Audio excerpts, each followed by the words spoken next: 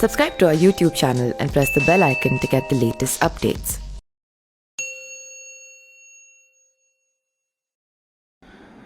नमस्कार, मैं पिंटू सिंह यादव आप सभी का स्वागत करते हैं न्यूज लाइव में। दोस्तों, डॉन ब्रजेश सिंह के 14 साल बाद जेल से बाहर निकलने से समर्थकों और परिवार में खुशी की लहर है, तो वहीं विरोधी खेमे में हलचल है।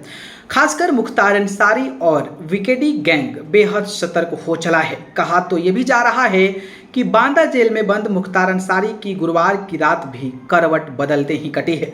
दोनों गैंग के बीच एक बार फिर से वर्चस्व दिखाने की कोशिश हो सकती है, तो वहीं बीकेडी पर ब्रजेश गैंग की नजरें टिकी हुई है।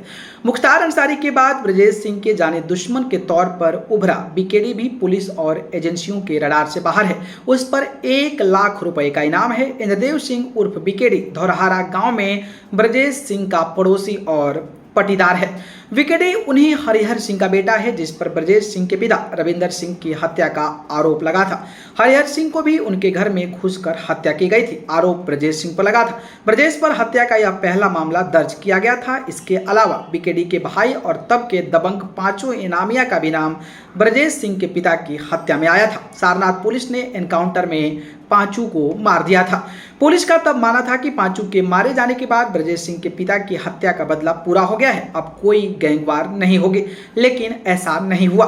बीकेडी पिता और भाई दोनों की मौत के लिए ब्रजेश सिंह को जिम्मेदार मानता है। 4 मई 2013 को इंद्रदेव सिंह उर्फ बीकेडी पहली बार चर्चा में आया, जब टकटकपुर में कॉलोनी के मोड़ पर उसने ब्रजेश सिंह के करीबी अजय सिंह उर्फ खलनायक और उसकी पत्नी और अपने साथियों नामवर और बिरादर यादव के साथ ताबड़तोड़ फायरिंग की थी। कई गोलियां लगने के बाद भी खलनायक बच गया। हमले में उसकी पत्नी के पैर में भी गोली लगी थी। ठीक 2 महीने बाद 3 जुलाई 2013 को बीकेडी ने अलसुबह धौरहरा गांव में ब्रजेश सिंह के चचेरे भाई सतीश सिंह को गोलियों से छेलनी कर अपने इरादे साफ कर दिए थे। अप्रैल 2016 में ब्रजेश सिंह की बेटी की शादी के लिए पेरोल मिलने से पहले विकेडी फिर चर्चा में आया, जब रोहानिया स्थित एक कार एजेंसी के बाहर फायरिंग और रंगदारी में उसका नाम आया था। हालांकि एसटीएफ और पुलिस के पीछे लग जाने के कारण वह कुछ नहीं कर सका। विकेडी का नाम गाजीपुर में राजनाथ यादव की हत्या और बेलूपुर क्षेत्र में रंगदारी के एक मामले में भी नाम आ चुका है। बीकेडी के नाम के पीछे दिलचस्प कहानी। इंद्रदेव उर्फ बीकेडी के नाम के पीछे की कहानी भी दिलचस्प है। बताते हैं कि आजादी के बाद स्थापित भारतीय क्रांति दल में उसके बाबा नेता थे। इंद्रदेव के जन्म के बाद उन्होंने ही उनका नाम इस पार्टी पर बीकेडी रखा। इसके बाद छोटे भाई का नाम इसी तुकबंदी में सीकेडी पड़ा। बताया जाता है कि बीकेडी मर्चेंट नेवी में नौकरी करता था। नौकरी के बाद वह पिता और भाई की मौत का बदला लेने लौटा था।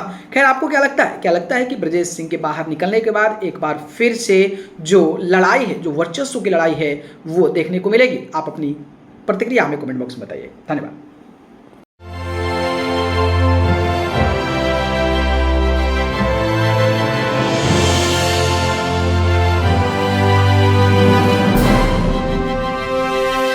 Subscribe to our YouTube channel and press the bell icon to get the latest updates.